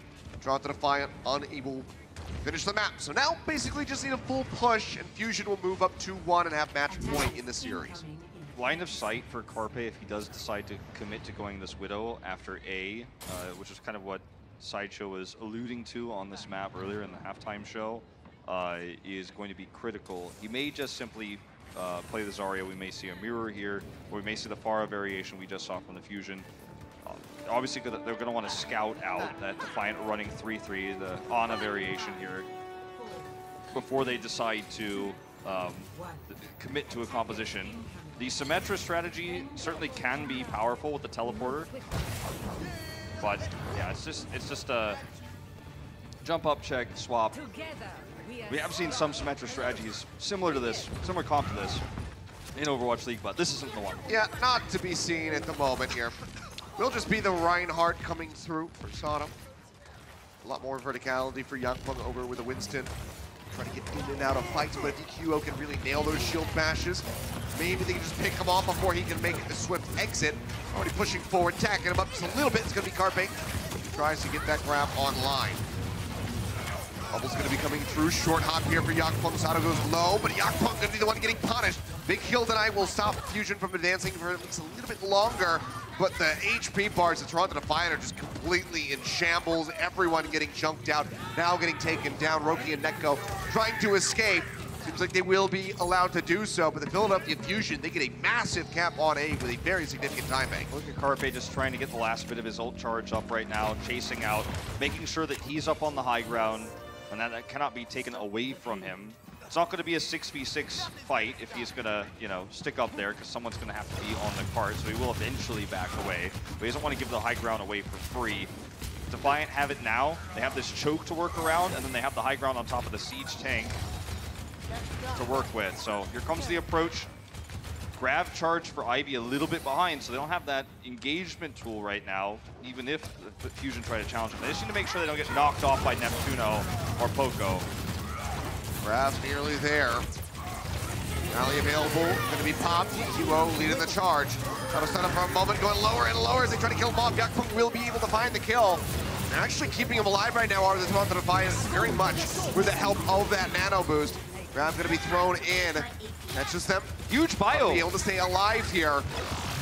So far, it seems things looking rather good for the Toronto Defiant. Yakpung just trying to get out of that side room with his life intact. A lot of damage getting pushed forward though. Now by Carpe onto Envy. Will be able to knock him out of the back. The bomb going to be used just so he can get back through. Doesn't find a pick, but Neko does get rid of Neptuno. So still moving forward with this defense are the Toronto Defiant as they try to maintain control. Shadow's going to be out. Sato drops it in. The sound barrier is good from Roki, and Sato's not going to be able to make it out alive. Gets that Zarya bubble to last just a little bit longer. Really, he's just going to get taken down in the end. Some extra staggers there as Toronto Defiant now have control of the corner. The trade for the Shatter for the barrier, I think, is always better for the Reinhardt, because the Reinhardt can usually build that faster. But a lot of ults were used. They are halted. And now Defiant, once again, control this high ground. So much damage gets taken on the approach of the Fusion. See where Carpe's going on the left side. He's putting himself in danger as he makes that approach, where he's going through a choke and then a bridge. So he does back off. He's playing very greedy. They're actually just going to straight up fight into this. Back off for a little bit longer, but now has the entire rallying army of the rest of Philadelphia Fusion. Ivy getting stunned up. Tries to use it, and Poco, he takes it away again. Another eat on a grab. Ivy with a panic. I mean, Ivy threw that away either way, man. That wasn't going to be a good grab, no matter which way you look at it. Still really rough stuff here. Boombox now knowing that that grab is gone, feels free to open things up with the Transcendence. You're just allowing his team to get into a position to take this fight and take the cart and get things moving again. Yakpung going for a charge, gonna miss the pin, gonna get taken down in transit either way. That'll be the cleanup here. Philadelphia Fusion will continue to move. So you could see in that fight that Ivy wanted to grab while they were in the choke, but he wanted to wait for the rest of his teammates to arrive, so he delayed. And then you saw EQO come in with the big stun coming through, and that actually caught him. And that was the panic moment where Ivy was like, this still could be a good grab, I better just throw it out no matter what. but it didn't work, and it was eaten. But even if it did work, it wasn't really going to catch him, but he might have delayed them. Either way, nice play by EQO. Yeah, Yakpung just getting juggled right now. Sada was taking a nap, gets woken up, and then instantly starts helping to shut down the enemy Rhine. They just go ahead, clean everybody up. He'll take another nap now that his work is done. He's got to get rested for the next push. Yeah. But 3:40 on the clock here for the Philadelphia Fusion. Again, they don't even have to strictly finish the map. They just have to get very, very close, and they will take this victory on Blizzard World. It's tough to out-trade Zarya's when you're running the Ana, and Neko, even from his time back on the Foxes, some of his time in Boston last year, always been a really good bio-grenade Ana player, but that's not going to save you all the time against Gravitons. I think they have to run the Zen. He does swap to the Zen, but it's late. Now playing up at the corner. Shatter online. Nice oh move. dear, Roki! So a nice right click there, sends him off the side, and that is going to be the push forward. So Toronto Defiant, just on the back of one right click from Roki, managed to gain control of the card for now. Right now, in this series, Defiant have just, it feels like the more the cards are stacked against them, the more disadvantages they hold, the more clutch they become. Now they're able to keep ult advantage and stop a whole push with one right click. Well, Grab's going to be out for Carpe. Ivy getting his online. Shatter coming through.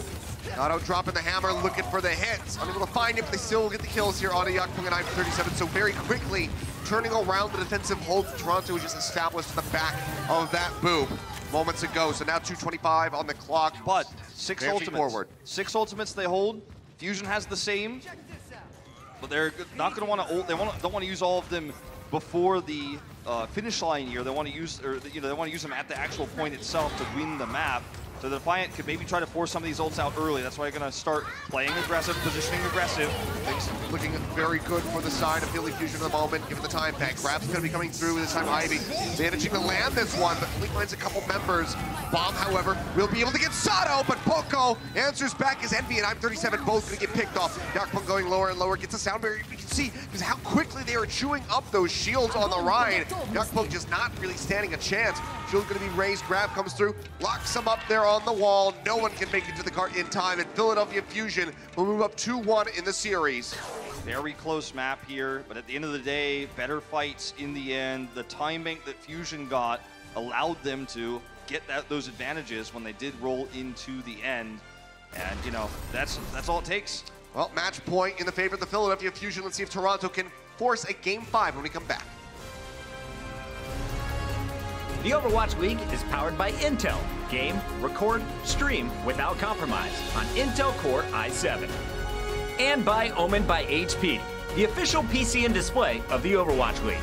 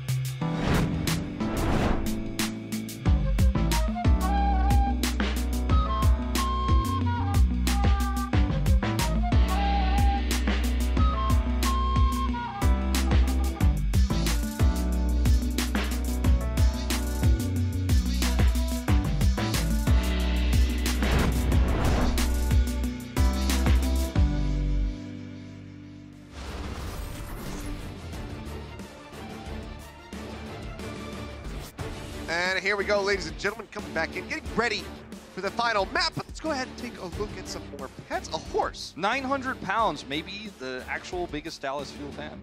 Could be. Very well could be. We got some bunnies. Okay, we're going for some of the more rarer pets. A little more unorthodox, not just cats and dogs all day long.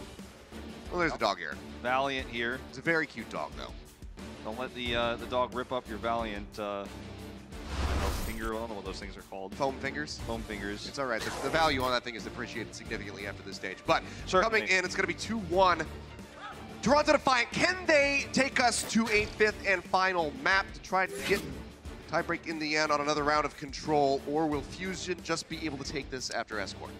That's the question. You know, as was mentioned earlier by the analysts at the halftime, just like to, you know, reference these things because I think that it's important to, you know, remind the viewers that Philadelphia have looked really comfortable on 3-3, you know, compared to where they started this season. And I know everyone always, well, they didn't have Boombox, and that's true, but the matchup here on Rialto feels like it's a Philly map, right? Because of their efficiency on Winston 3-3 with Sato. In terms of controlling high ground, they've been doing a better job overall than the Defiant, as we just saw at Blizzard World in the mirror matchup, and that is what a lot of this map is all about. In particular, the, you know, section around Point B. So I think the Defiant are really going to have to, I mean, play efficiently, you know, play better than they did on Blizzard World, or this series ends and we don't see that 5th map. Well, we'll see if Bren was correct about closing out Blizzard World and taking the series from there, or if we're going to continue to go back and forth, Map 1 to Philly, map 2 to Toronto, now 3 to Philly. Maybe Toronto can take this here to try to force out that game 5. They're no strangers to that. Certainly not. Their debut was a game 5 with a reverse sweep. Yeah.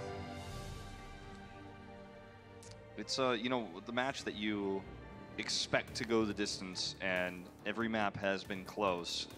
Maybe we do see that game 5, but the Defiant are going to have to change expectations.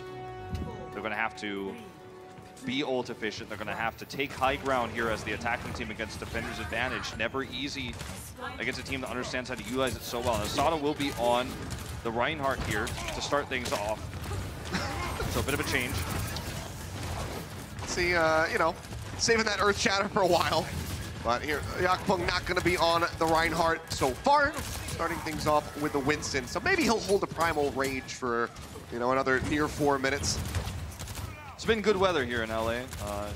Not as much when we first got here. It was raining a lot, but that's very true. We're gonna be holding it for a while if you're waiting for a rainy day. All right, well, pushing their way here. Gonna get a corner in on Sato. He goes low. The Immortality Field does come in to help keep him alive. Spam healing coming in to sustain him for a little bit longer. But he will get taken down, but it's gonna be an exchange on the main tanks as Yakpung is eliminated as well. Already seeing this amp matrix coming through very quickly. Boombox just going to be trying to get some snipes, but it's actually Neko who's coming up with the kills. He gets rid of EQO and Neptuno before getting killed off by Poco, and the cart has just been gliding this entire time. Yeah, it's funny how low impact the amp matrix can actually be in this meta. You know, you're really looking for fire strikes, some of the Zenyatta shots going through, but nicely done by Neko. Still don't gain enough ground, though. They still also don't win a brawl fight where Ivy can get a lead in grab charge, so Fusion doesn't mind, you know, taking a poor trade here because they still have the advantage. I mean, the main one they're going to have with the side of the Toronto Defiant is going to be that sound barrier getting ready to come up for Roki. Already, Immortality Field going to be taken down, so EQO without that tool, and without that, he cannot save Sato's life. So the Reinhardt is going to get picked off here in the front line. Transcendence is in from Boombox. Grab now coming in on the back end from Ivy as he catches them and takes out the Zenyatta, as well as eliminating Poco from the mech. Maybe Diva will be taken down to the end. That's kind of a questionable Transcendence there, I have to say, from Boombox, because he used it after the fight was essentially lost. He wasn't going to be able to turn that and kill Ivy, who was high energy. And he basically gave them a free grab with no answer. Yep. And now he's not going to have it to control the bridge or to control this choke right here. So there's a world now in which the Defiant get an ult lead here and take this high ground. This is the grab they have to use now. It's a solo grab. Yeah, Ivy just going to get caught. Yakpung jumping in there. That's all I got. He jumped in it. He could have just jumped back across the bridge and stayed alive, but so either way, it's a reset. Yeah, and you know, that's going to give them control of this bridge, which is why they committed it there. And I think this was absolutely necessary after Boombox used that trance. But now it's double support ultimates for the Defiant. So if they can break through this bridge and push this cart around the corner, they get that high ground. And that's the place you never want to give up without a huge fight if you're the defender on this map. We're talking about the stairwell on the other side. Yakpung looking for the jump into the back, will get pooped away for a little bit. Bomb coming out, unable to find a pick, and Ivy's going to be sent for a dip Sato in the river, but Sato as well. Going to get knocked to the side as Yakpung has a Primal Rage rolling, jumping in, rejoining with the rest of his squad.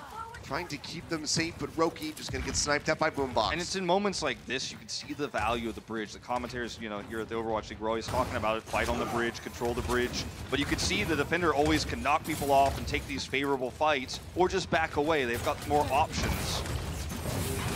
Carpe building up, getting ready to have that next grab online, just 15% away. Bradley's rolling through, armoring him up. He can play a bit further forward. Sees Envy, tries to melt him out of that neck. Able to do so far, but now has 100 energy. Goes ahead, throws down the grab straight on the inside. Draws him in. The kills will come through. Roki just trying to stay alive. Works his way back across the bridge. This time not going to get sniped, but Toronto Defiant having their time dwindle away, and they still haven't even made it that far past A. Yeah, it really has been a very weak push.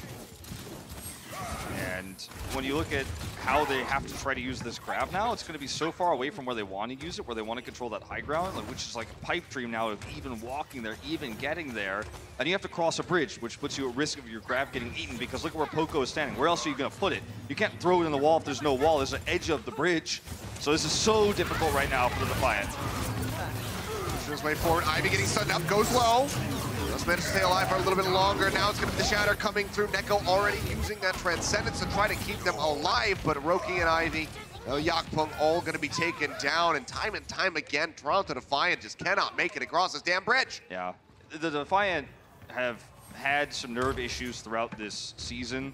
They've got a rookie on their squad who's only played 2 matches, and you know, you could feel that here. Ivy's hesitation, he jumps in with his right click, doesn't grab, gets stunned, gets killed. Whereas Fusion are cool, calm, and collected right now. They've been here 1,000 times. And good stability after the questionable Transcendence that we saw from Moonbox just a little bit earlier. Sure. Rally starts singing for I'm 37. Bomb going to be thrown into the back. Envy looking for this one to pop, and it will. Neptuno and EQO both going to be taken down. Oko trying to delay as best as he can. Gets some knockoff onto Yakpung, sending him into the canal. But majority of the squad here for Toronto Defiant still sitting pretty, still going to be alive. They can finally get that cart rolling, but it's less than a minute remaining, and they're only halfway to B. Yeah, and they're also not going to be able to take this high ground. I don't think it's going to be close. We'll have to see Fusion sprint back with Carpe's respawn here. This is going to be oftentimes what decides how quickly you can take B, or if you can take B at all. Okay, they do hold it, but Fusion did not get back in time. They wanted to regroup first. They're going to try to challenge it. Carpe's going up right now. Yeah, start pushing their way up. Carpe not going to be the highest energy Zarya at the moment, but still getting some free shots in. And Envy, he snatches another grab. Takes it one right out of the air. Yakpung hitting the ground, however, will still be punished. Sato comes up with a kill. The Philadelphia Fusion trying to stay alive through that sound barrier. Grab going to be coming in. Boombox not yet having that Transcendence. Pops it late, but already 3 members are going to be dead. Can they actually try to turn this one around? I don't think it's going to happen. He pushes over to keep Sato alive. The cart going to continue to advance with 8 seconds remaining. It seems like Toronto Defiant again will scrape by, make it into B. Carpe has a good understanding of how to take that high ground away, and that's what he needs to do, and that's where he wants to use his grab. That's where he wants to do his damage. He also knows he can build energy while heading up there, but it's so predictable that it's really easy for Envy to notice that he's about to use it and then eat it up like that. Overextends here, however, and we'll have to remag using the self-destruct, and that's one less ultimate for them. Not the end of the world, one of the quicker building ultimates, but still nice here for the Fusion. And it's still a freebie that they snagged for themselves. So you know, they don't have to worry about blocking. Defiant trying to wrap their way around the high ground. Yakpung is going to be dropping in straight in front of him. Stand up for the moment. Gets the shield raised, trying to stay alive. All resources going into Yakpung. We'll be able to keep him alive, and the Shatter is going to whiff. Goes straight into the shield of Sato. Says thank you for that one. Poco going to be knocked out of the mech in the meantime, but Yakpung's still going to be taken down. They will surge forward and continue to find kills. Will the Philly Fusion. You could practically feel the shaky hands of Yakpung in a moment like that, where there were about 3 chances for him to have an amazing Shatter there, but he was being knocked around. And he's like, I really don't want to miss this. I really don't want to mess this up. And you could almost feel the frustration of, I missed all my chances. I'm going to just go for it here. And it totally whiffs. And that's one of your biggest tools. You could feel that frustration, you know, of Orion who's just trying to hit that Shatter. He cannot. Yep. This is a great place to grab for Carpe. I mean, they're moving away from the cart right now. He's going to grab him right off the cart. Can they even get over there in time to force out the OT? Bomb comes in, locks up 2, and no, they cannot. That's as far as it's going to go, just a bit past B. Philly Fusion, again, in a position where they don't have to push very far. They don't have to finish the map. They just have to roll through, get a little bit further than Toronto, and this time it would close out the series for them 3-1. Yeah, and now the Defiant are going to have to hope that they can hold the courtyard for a long enough time to maybe try to full hold A, or maybe they're going to try to take control of the bridge. There are ways to, you know, defend very differently from the Fusion, because the Fusion played aggressively. They tried to contest. They tried to use that Transcends we talked about with Boombox. Then they tried to use the bridge as their Alamo. They ended up losing out there and lost control of the high ground briefly. It looked scary at times. If Defiant want to take a more passive, a more defensive approach to this, there's potential for them to have a better hold and to really eat through that clock. But right now, if you're a Fusion fan, you're not worried because they have the advantage. This is one of their better maps. And even if, worst case scenario, they lose this, they go to a map 5. So I feel like Philly doesn't have anything to fear. And as you can see here, it looks like on IM37's screen where we might be having a bunker composition. Yep, seems like it. So pushing forward, get set up around A. It will be the Bastion for IM37. Ivy going to be on the Farah with Neko there on the T. So we'll see how quickly he can get that Amp Matrix ready to go. Yeah. To try to shut down at least the initial couple waves of attack. This is one of the best ways to really eat through a time bank if you're successful. And it's even having to swap compositions, as we saw from the Fusion just previously on Paris, that costs them a whole minute of time. It's not going to cost them this much this time because they can instantly respond. They see it immediately and they know exactly what they want to do. Well, as I say that, they know exactly what they want to do. The Paris shuffle again, you know, just really trying to figure out. But even that has already eaten away 30 seconds of the clock, so. Yep. And now got to try to break through the barrier, going to disappear. Nice the Helix Rockets from Poco actually does manage to find IM37, now going to be pushing up. They're trying to make sure that that res cannot come through, and yeah, Roki is already way out the back, just pocketing Ivy the entire time, so is not going to be able to put that Bastion back into the fight, so IM37 going to be running back from spawn. Now they have to be worried about EQO with this concussive blast, trying to knock them into the water. The Helix Rockets are one of the most burst damages you can have on an ability in the game, and it's so difficult to play around that when you don't know where the soldier is. Gonna break this bunker. Pile driver coming through, IM37 trying to stay alive. Immortality field has been used. Really good Immortality field. Yeah, but EQO has just been farming up barrage shards that entire time as they sat still. Now it's gonna be Matrix coming in. IM37 melts down Carpe, but Yakpung going to be taken out. So now going to be without some barriers. Boombox dangerously low in the corner. Will get headshot by IM37, so they finish him off right before he can get that Transcendence online. Rez comes through onto Carpe. They try to hold him back in for the pick. He can take it down by Neko in the end. I don't mean to be overcritical, but I feel the Fusion respected neither the Immortality field. They did not focus it down. Eco instead just tried to farm ult. Nor did they respect the amplification matrix. Sato got caught there. Boombox was trying to flank. He got caught out alone. And you know, IM37 is able to just in recon mode go over and pick him off. This is a lot of time down the drain. This is exactly what you want as a Bastion comp. In the minds of the Defiant, they've already bought enough time with this comp. And now the ult, the configuration tank, the barrage, these are just bonuses. You know, they could win the map off of this. That was never their original plan, but they've already bought so much time. It's definitely a feel-good moment at the start here for them. Shots coming down. Ooh, might be going low. Okay, the Dragon Strike is one of the easiest ways to break this. Oh, hello! Poco! He didn't know it was coming, but Sato was at least a little bit more prepared. Managed to find the kill here on Ivy. Now the Dragon Strike going to be rolling in. Claims the lives of 2. Yakpum going to get knocked in by the swinging Sato with that Wrecking Ball.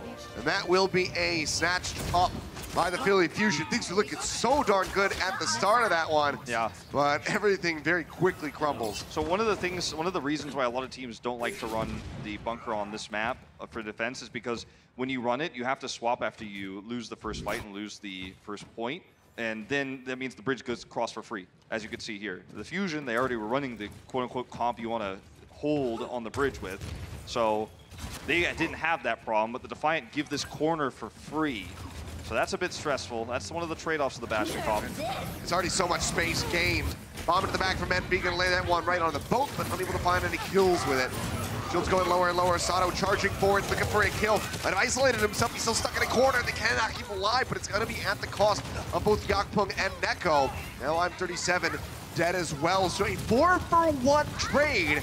Philadelphia Fusion, looking a bit like the Vancouver Titans right there. Yeah. Sacrifice bumper, win the fight. There were a few heroes that got super low there that they just couldn't finish off. EQO, one of them, in the corner. And now look at this. This is the high ground that they really needed to hold, the bridge they really needed to hold. You know, potentially if they were going to make that swap faster, they will get neither of them. Have to desperately try to hold this here. Yakpung getting that armor pack. Transcendent's going to be in from Boombox and still very far away from the Graviton Surge at the moment for Ivy. But will just get taken down. Cleanup coming through. As it's a near team wipe, Neko going to be the only one retreating back towards spawn at the moment, waiting desperately for his teammates to join in. Chasing very far forward to try to get him. Cart's still going to be brought up by one person. And they might actually get him. Yes, they do. Boombox manages to find the hit. Now the grab coming through. Could this just be it? I think it is. They have Poco sitting on the cart. And it's just gonna glide through for the victory. 3-1 Philadelphia Fusion. They take Rialto, they take the set. Very well played by Carpe there in the end. Chased down Neko. Probably didn't realize he didn't even have his Transcendence ready, but he was trying to force it, but he kills him. Regardless, he doesn't have Trans. And it's just an easy cleanup from there. Well played by the Fusion. They're gonna take the lead and jump up to the 7-3 scoreline here. We'll rock it up to about top 3, at least in the current standings here for the season. And really good coordination. Rocky start on, Busan. It wasn't the easiest 2-0 they got on that map. It was much closer then. Had some problems on Paris, but overall, I think their experience is what really shows through here against the Defiant that still aren't that used to this stage yet. It's a much different stage than what they played on in Korea. Yeah, I mean, last 2 maps just not as competitive as they would have liked. Dangerously close to getting the finish on Blizzard World, but very far away for Rialto. So still some things to tune up for the Toronto Defiant. We'll see how they bounce back in their future series, but for now, the Philadelphia Fusion can be feeling good about that scoreline, getting that 3-1 victory here in the end. But guys, we got Danny Lim down on the floor, standing by with Carpe. Let's go ahead and hear from him. Thank you guys very much. I am here with Carpe from Philadelphia Fusion. Carpe, congratulations on the win. Now, during halftime, I got to talk to your team, and they spoke really highly of your work ethics. Whether you win or lose, you're always doing VOD reviews and trying to better yourself as a player. How do you approach each match in the Overwatch League for you, like personally? 솔직히 말해서 이제 카페 같은 선수는 굉장한 선수잖아요. 제가 팀한테 여쭤봤는데 팀에서 이런 말씀해 주시더라고요. 굉장히 이게 승리이건 패배이건 카페 선수는 항상 열심히 게임 리뷰도 하고 항상 열심히 연습을 하고 좀 이렇게 진지한 모습을 많이 보여준다. 카페 선수 좀 이렇게 모든 경기, 오버워치 리그 경기를 좀 어떻게 임하시나요? 우선 오버워치 리그에서 제가 경기할 때 매 순간 최선을 다하고 그리고 저희 팀이 이겼으면 좋겠다는 마음 때문에 매일 열심히 연습하고 있어요. Every match that I partake in, I always give it my best shot. Whether we win or lose, we always try and aim for a win. So I practice every single time to my best of my abilities. All right, cool. Next match on Saturday, you guys are going up against London Spitfire. Rematch, from what I know, I think it was 3-1. You guys beat London Spitfire in stage 1, 3-1. How confident are you that you guys could beat them once again? 자, 다음 경기 토요일 날 이제 런던과의 경기가 있습니다. 이길 수 있다고 확신하시나요? 런던이 이제 좀 다시 잘해지고 있다고 생각을 하는데 그래도 저희한테 안 될 것 같아요. I personally believe London is getting a little bit better right now, but honestly, I don't think they could beat us.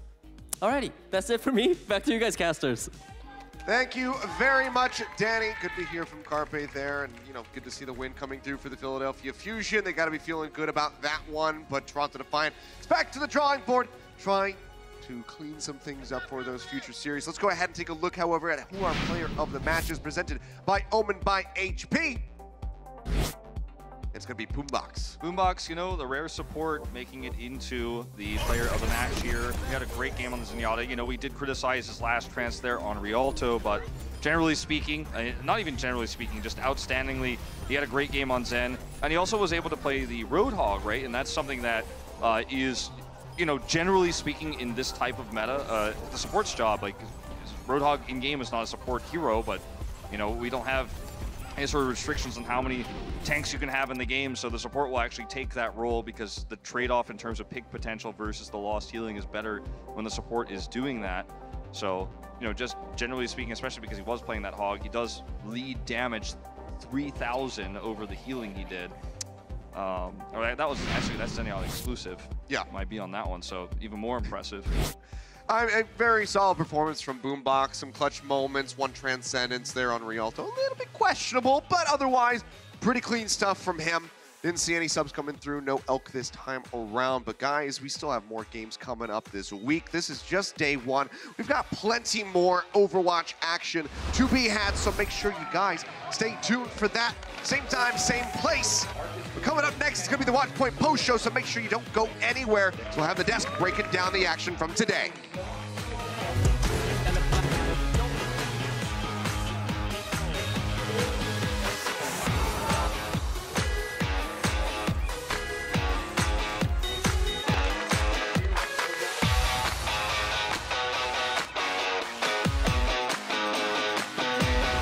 The Overwatch League is brought to you by Toyota, official North American partner of the Overwatch League.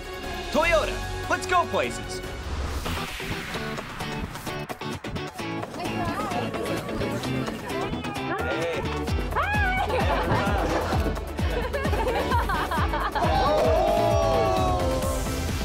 Want a selfie, okay? You know what's up.